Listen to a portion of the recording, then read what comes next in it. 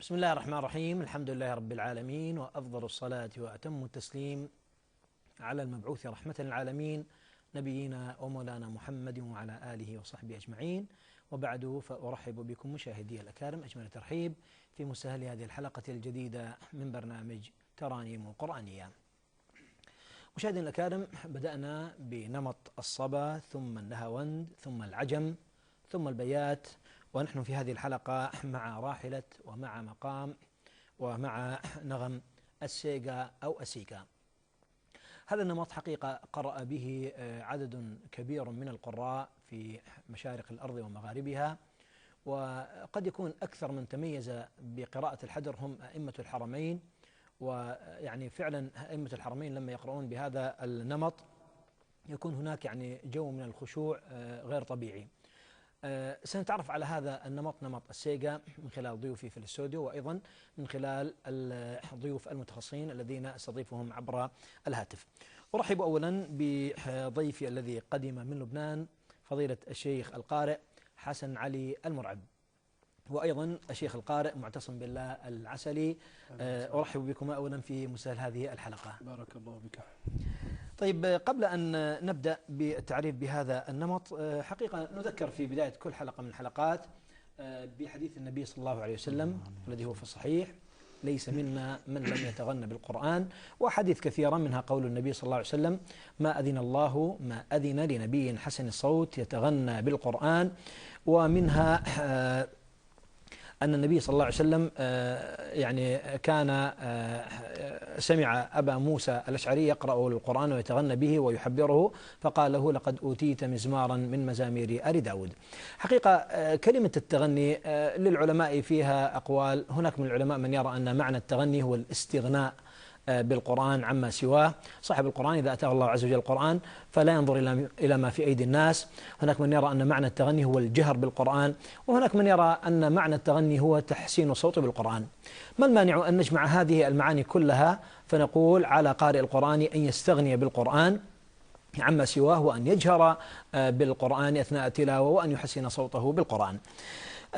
قبل كل شيء ننبه الأخوة الذين يتابعون ويريدون أن يتعلم هذه الأنماط والرواحل والمقامات إلى ضرورة الانتباه إلى أن المقام هو وسيلة وليس غاية. لا يكون هم القارئ كيف سينتقل من المقام الفلاني إلى المقام الفلاني، إنما يعيش جو القرآن ويتفاعل مع الآيات، يتذكر أنه يتلو ويعني يتغنى بكلام الله عز وجل، ويتذكر بأن الحرف ب10 حسنات. لا أقول ألف لام ميم حرف، ولكن ألف حرف لام حرف وميم حرف، والحرف بحسنة والحسنة ب10 أمثالها. يعيش جو الآيات، وموضوع المقامات هذه تأتي سليقة وتأتي تباعا، لا بأس أن يتعلمها، لكن لا يكون همه أثناء التلاوة أن يضع له خطة كيف سينتقل من المقام الفلاني للمقام الفلاني للمقام الفلاني، ويذهب مقصود التلاوة ويذهب خشوع التلاوة. دعونا أولا نبدأ بضيوفي في الاستوديو، فضيلة الشيخ حسن علي المرعب. شيخ حسن، أرحب بك مرة أخرى في مدينة الشارقة في دولة الإمارات. حللت أهلا ونزلت سهلا بين إخوانك ومحبيك. تعطينا فكرة عن نمط أو راحلة السيغا؟ بسم الله الرحمن الرحيم. الحمد لله رب العالمين، وأفضل الصلاة وأتم التسليم على سيدنا وحبيبنا محمد وعلى آله وأصحابه الطيبين الطاهرين. أولا يعني يسعدني ويشرفني أن أكون ضيفا في برنامجكم الذي يعني صراحة هو من أوائل البرامج الذي يتحدث وبجرأة عن موضوع المقامات. وقبل أن أبدأ بالكلام والحديث عن مقام السيكا، لا بد أن أقف يعني شيئا ما عند تسمية المقامات. يعني البعض قد ينتابه شيء من الاستغراب، شيء من الريبة: هل هذا يصح مع القرآن؟ هل يجوز ذلك مع القرآن؟ مقام، طبعا المقام كلمة عادية، نحن نعرف أنه لكل مقال أو لكل مقام مقال، فالمقام هو الأصل، يعني هو مقام الإنسان، حال الإنسان.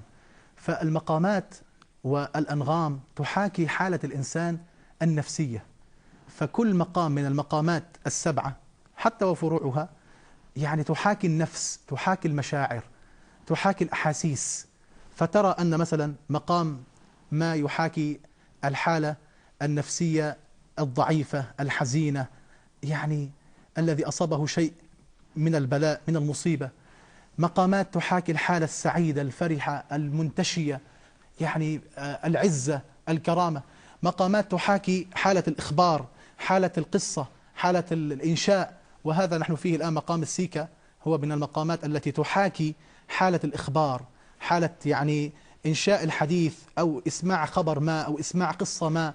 ترى أن السيكا الآن إن شاء الله عندما يسمعنا إياه أخونا الشيخ معتصم كيف يكون يعني في مقام السرد، وكيف يكون في مقام يعني إنشاء الحديث بين رجل وآخر وبين طرف وآخر. يعني هذا هو مقام السيكا. وبعض العلماء قالوا سيكا أو سيكاه هي مقصود فيها المقام الثالث، نعم. يعني أو الدرجة الثالثة، سموها بهذه الطريقة فسموه سيكا. نعم. وإن شاء الله تعالى في مجال الحديث نتحدث أكثر إن شاء الله عن طيب هذا إذا الموضوع. أنت يعني سبقتنا إلى أن نستمع إلى شيء من الشيخ معتصم بالله العسلي. نستمع إلى هذا النمط أو راحلة السيكا من أخينا الشيخ معتصم بالله العسلي. أعوذ بالله من الشيطان الرجيم. بسم الله الرحمن الرحيم.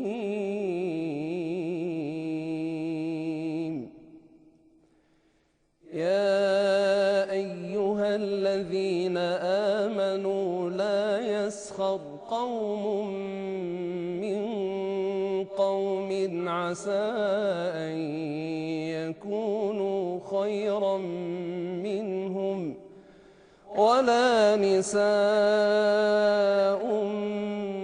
من نساء عسى أن يكن خيرا منهن ولا تلمزوا أنفسكم ولا تنابزوا بالألقاب،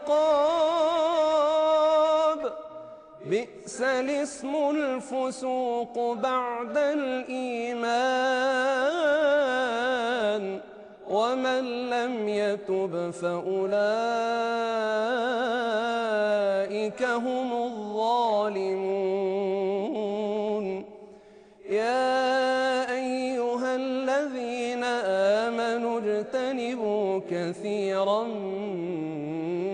من الظن إن بعض الظن إثم، ولا تجسسوا ولا يغتب بعضكم بعضا، أيحب أحدكم أن يأكل لحم أخيه ميتا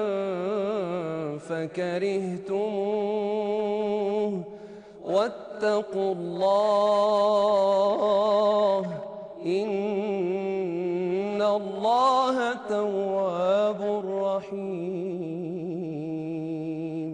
صدق الله العظيم. معتصم ما شاء الله تلاوة جميلة. أحد الأخوة المحبين للبرنامج كان يقول أنا تعجبني المقامات لكن مقام سيكا هذا بالذات لا يعجبني. إن شاء الله في هذه الحلقة سنجعله يحب، سنحببه في هذا المقام، لأنه فعلا يعني القراء أبدعوا أيما إبداع في هذا المقام. أنا أذكر فقط بأرقام التواصل 600 من داخل دولة الإمارات 600 من خارج دولة الإمارات 009716001616 ورسائل النصية القصيرة عبر 4355. من خارج دولة الإمارات الأرقام تظهر عبر الشاشة تباعا. أتمنى من إخواني المتصلين والذين يتواصلون معنا عبر رسائل النصية القصيرة أن تكون مداخلات فقط تعقيبية ولا تكون يعني عرض تلاوات، لأن حقيقة عندنا كم كبير وكم هائل من الاتصالات والرسائل النصية القصيرة، فحتى لا نشتت الموضوع بعرض التلاوات. عرض التلاوات هذا لعلنا نرجئه للمستقبل.